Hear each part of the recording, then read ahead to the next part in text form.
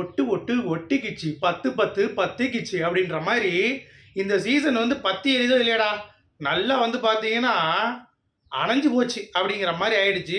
So common man கண்டஸ்டன்ஸில் யார் select ஆயிருக்கா, அந்த 3 பேர் யார், ஒரு ப்ரொமோ வந்து வெளியிட்டிருக்காங்க. அதை வச்சு பாடி சைஸ்லாம் பார்க்கும் பொழுது யாராக இருக்கும் அப்படின்ற மாதிரியான தகவல்கள். முனியம்மா உள்ளே இருக்காங்களா இல்லையாங்க அப்படின்ற மாதிரி அவங்களோட ரசிகர்கள் வந்து பார்த்தீங்கன்னா வெளியே வந்து பயங்கரமாக ஒரு கருத்துக்கள் வந்து பதிவு பண்ணிட்டு இருக்காங்க. அடுத்து யாரை எடுத்தா எப்படி வந்து பிரச்சனை ஆகும் அப்படின்றத பற்றியும் இந்த வீடியோ டிஸ்கஸ் பண்ண போகிறோம். அது மட்டும் இல்லாமல் இன்னைக்கு காமன் மேன் எபிசோடில் என்ன நடந்துச்சு அப்படிங்கிறதை பற்றியும் நம்ம முழுசாக டிஸ்கஸ் பண்ணலாம் இதில். ஸோ வீடியோக்குள்ளே போகிறதுக்கு முன்னாடி சேனலுக்கு புதுசாக இருந்தீங்களா சப்ஸ்கிரைப் பண்ணாமல் பார்த்துட்டு இருந்தீங்கன்னா கண்டிப்பாக சப்ஸ்கிரைப் பண்ணி ஆதரவு கொடுங்க. வீடியோ மறக்காம ஒரு லைக்கை போட்டுருங்க. ஒரு ஹைப் ஒன்று இருக்கும், அதையும் தட்டி விட்டிங்கன்னா சும்மா கிருட்டு நமக்கு நல்லா தூக்கி விடுவானுங்க நம்ம யூடியூப்லேருந்து. ஸோ அதை நீங்கள் பண்ணிடுங்க. இப்போ நம்ம வீடியோக்குள்ளே போகலாம். ஸோ 10 10 பத்திக்கிச்சு முத்து முத்து முத்திக்கிச்சு ஏன் பாட்டு பாடிட்டு இருக்கு அப்படின்றீங்களா? ஆமாங்க, பயங்கரமான ஒரு பாடல் வந்து விஜய் சேதுபதி அவர்கள் குரலில் பாடியிருக்காரு அப்படிங்கிறது பார்க்க முடியுது. அதன் அடிப்படையில் 3 பேர் யார் அப்படின்னு சொல்லிட்டு ஒரு கருத்துக்கள் நிறைய அந்த ப்ரொமோ பார்த்துட்டு என்னடா அது சிவகார்த்திகேயன் வராரு, கவின் வராரு, அப்படி ஊச்சின்னு இருக்காங்க. அதெல்லாம் ஒன்றும் கிடையாது. அதாவது 2 பசங்க ஒருக்குள்ள டவுட்டு. ஒன்று வந்து சுகுமாரன், இன்னொன்று ஜேசன். இந்த 2 பேரில் ஒன்று கன்ஃபார்ம்னுங்க, சரியா? அதே மாதிரி பெண்ணில் வந்து ஒன்று கரிஷ்மாவா இல்லை வந்து ஷாமாவா? ஷாமாலாம் அந்த ஸ்பைடர் உமன் சொன்னேன் நான், அந்த பொண்ணா இல்லை கரிஷ்மாவா அப்படின்றது இந்த ஒரு. இன்னொன்றில் ஜார்ஜா இல்லை டார்வினா, இதுதான் 3 பேர். இதில் வந்து எனக்கு தெரிஞ்சு நான் பார்த்த வரைக்கும் என்னுடைய கெஸ் படி நான் சொல்கிறது உங்களுக்கு புரிஞ்சிச்சுல, அந்த 6 பேரில் 3 பேர் தான்.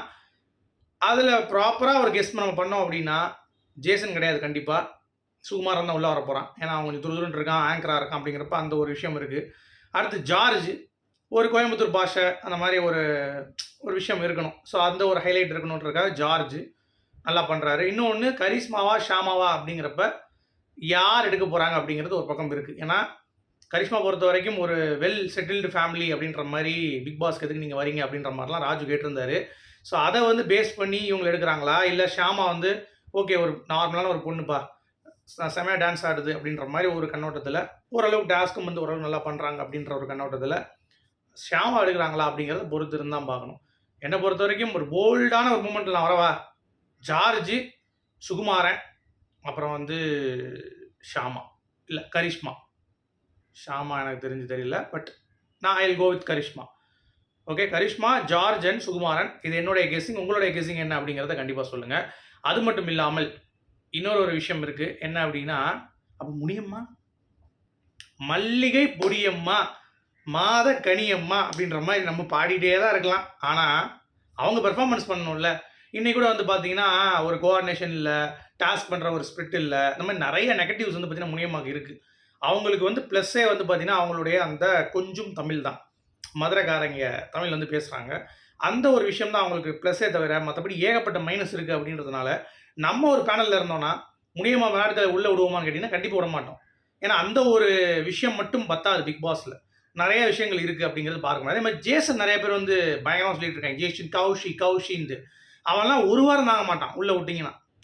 ஏன்னா அவ்வளோதான் அந்த டேலண்ட் அப்படிங்கிறது. ஏன்னா ஒழுங்காக தமிழ் பேச தெரியல, அந்த மாதிரி நிறைய பார்ப்பாங்க. ஸோ அதனால் அதெல்லாம் எடுத்துகிட்டு போய் வேஸ்ட்டு. அதே மாதிரி கரிஷ்மாவா ஷாமாவா என்ன கேட்டிங்கன்னா என்னை பொறுத்த வரைக்கும் ஷாமா தான் பெஸ்ட்டு கரிஷ்மா கம்பேர் பண்ணும்போது. பட் அந்த இன்ஃப்ளூயன்ஸு அதெல்லாம் யோசிக்கும் பொழுது கரிஷ்மா உள்ளே போவாங்க அப்படின்ற மாதிரி ஒரு ஃபீல் இருக்குது. ஜார்ஜ் நான் முதல்ல சொல்லிட்டேன், ஜார்ஜ் மணிவன் என்னுடைய ஃபேவரெட். 2 பேருமே வந்து பார்த்தீங்கன்னா ஒரு ஊர்க்காரங்க அப்படின்ற அந்த ஒரு தோனியில் வேறு லெவலில் அந்த ஷோவை ஸ்பைஸ் அப் பண்ணுவாங்கன்ற மாதிரி சொல்லியிருந்தோம். ஸோ ஜார்ஜ் கண்டிப்பாக உள்ளே போகிறாருங்கிறது தான். சுகுமாரன் பெருசாக எனக்கு வந்து பார்த்தீங்கன்னா ஒரு நம்பிக்கை இல்லைங்க. சுகுமாரனா ஜேசனா கம்பேர் பண்ணும்போது எனக்கு சுகுமாரன் தான் தோணுது.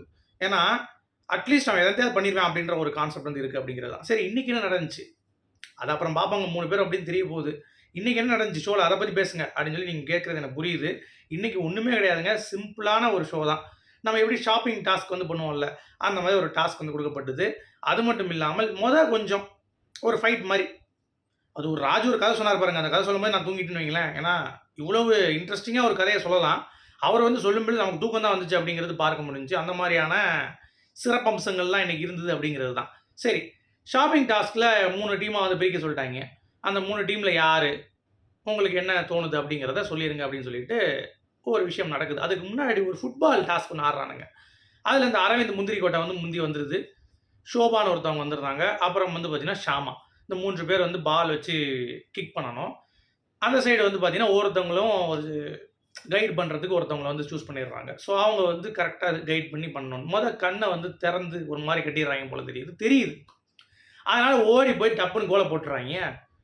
அரவிந்த் வந்து கெத்து காட்டுறான். அதுக்கடுத்து வந்து பார்த்தீங்கன்னா, இல்ல கண்ணு தெரிஞ்சிச்சுன்னு சொல்லிட்டு திருப்பி ஒரு டெஸ்ட் வைக்கிறாங்க. அதில வந்து பார்த்தீங்கன்னா, நம்ம ஷோபா வந்து வின் பண்ணிடுறாங்க. அடுத்து ஷாமா, அடுத்து வந்து லாஸ்ட்டா அரவிந்த் போடுறான். இப்ப சுகுமா சண்டை போடுறான். அது எப்படி நீங்க சொல்லும்போது மாயா வந்து அந்த கண்ணு கட்டுறதுக்கு முன்னாடி சொன்னது வந்து பால் வேற கலரு. இப்ப திருப்பி பால் வந்து முன்னாடி வச்ச பால்ல அடிச்சுட்டு போயிட்டாங்க எல்லாருமே. அந்த பால்ல யார் போட்டாலும் எங்களுக்கு தான் சொல்லி சண்டை போடுறான் சுகுமார். இதுக்காக இந்த பிக் பாஸ் உள்ள போணும்டா. இந்த மாதிரி லூஸ்தனமா பேசுறது தான் பிக் பாஸ் வந்து உள்ள இருக்காங்க அப்படிங்கிறது பார்க்க முடிஞ்சுச்சு. இப்ப மாயா வந்து கிழிச்சு விட்டுருச்சு. இந்த மாதிரி ஏய் பால் எவன் முன்னாடி இருக்கிறான் அதான்டா யாரா நீ கோமாளி அப்படின்ற மாதிரி வந்து சுகுமார் மண்டையிலே ஒரு கூட்டு நறுக்குன்னு கூட்டிட்டு அவங்க வந்து கிளம்பிட்டாங்க அப்படிங்கிறது பார்க்க முடிஞ்சுச்சு. எனக்கும் அந்த ஒரு ஃபீல் தான் இருந்தது. என்னடா அது அப்படின்ற மாதிரி. ஏன்னா நம்ம ஏற்கனவே சொல்லிட்டே இருக்கோம்ல இந்த மாதிரி விஷயங்கள் நிறைய இருந்தாலும் இந்த மாதிரி ஒரு அறிவுள்ள ஒரு கூட்டத்தை உள்ள அமிச்சாதான் நல்லா இருக்கும் அப்படின்ற மாதிரி கொஞ்சம் கான்ட்ரவர்சி பண்ற மாதிரி கரெக்டா சுகுமார் வந்து அதாவது பிக் பாஸ் பொறுத்த வரைக்குங்க 2 விஷயம் இருக்கு. ஒன்று வில்லனா கண்டென்ட் கொடுக்கணும், இல்லை ஹீரோவை கண்டென்ட் கொடுக்கணும். நீ சும்மா உட்காந்துக்கிட்டு ஓட்டி அடிச்சிட்டு இருந்த மிக்சர் சாப்பிட்றவன் அந்த கேட்டகரி இருக்கு, நிறைய இருக்கு இந்த பிக் பாஸ்ல. அதில் நம்ம என்ன கேட்டகரியில் வரப்போறோம் அப்படிங்கிறது தான் பாயிண்ட். பட் சுகுமாரன் எனக்கு தெரிஞ்சு ஓகேவா தான் தெரியுது இந்த இருக்க கண்டஸ்டன்ஸ் கம்பேர் பண்ணும் பொழுது. ஹி ஸ்பீக்ஸ் ஃபார் ஹிம்செல்ஃப், டீமுக்கு உரைக்கிறாரு, நிறைய விஷயங்கள் வந்து பண்ணுறாரு அப்படிங்கிறது பார்க்க முடிஞ்சு. அடுத்து இந்த டாஸ்க் விளாட்றாங்க, அதில் கதை சொல்லும் விதம்னு ஒன்று இருக்குது. நீங்கள் இந்த ஷாப்பிங் பாயிண்ட் வந்து இந்த பேஸ் பண்ணி ஃபுட்பால் ஜெயிச்சாங்கல்ல, அதில் பேஸ் பண்ணி கொடுக்குறாங்க. அதில் வந்து எடுத்துடுறாங்க எல்லார் டீமும். ஒரு 5000, 3000, 2000 போகுது. அது ரொம்ப க்ளோஸாக இருந்தது வந்து பார்த்தீங்கன்னா ஒரு டீம் ஆரி டீம்னு சொல்லி ஒன்று வச்சுருக்காங்க. அவங்களே பிரிச்சுக்கிறாங்க. தும்சம் பண்ணிட்டானுங்க ஆரி டீம். அதில் நல்லா கவனிச்சிங்கன்னா அந்த ஈக்குவலான பாயிண்ட் இப்போ 3000 இருக்குன்னா 2800க்கு வந்து அவங்க சூஸ் பண்ணுறாங்க. அதனால் அவங்களுக்கு வந்து ஒரு ஸ்பெஷலாக ஒரு விஷயம் கொடுக்கப்படுது. ஓகே நல்லா பண்ணுறீங்கன்ட்டு. அப்புறம் அவங்க கதை சொல்லும் விதமும் வந்து ரொம்ப அற்புதமாக இருந்தது. ஜார்ஜும் அவருக்கு எனாக்ட் பண்ணுற மாதிரி ஹைட்டு கார்த்திக்கும் வந்து பண்ணது அப்படிங்கிறது நல்லா இருந்தது. ரொம்ப அட்ராக்டிவாக இருந்தது. பழக்கம் போல் முனியம்மா இருந்தாலும் முனியம்மா வந்து பேசுகிறது அப்படிங்கிறது ஒரு பக்கம் ப்ளஸ்ஸாக இருந்தாலும் சரியாக கோஆர்டினேட் பண்ணல.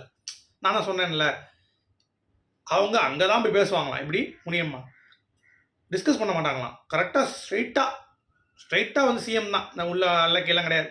கரெக்டாக ஸ்ட்ரைட்டாக சிஎம் தான் அப்படின்ற மாதிரி.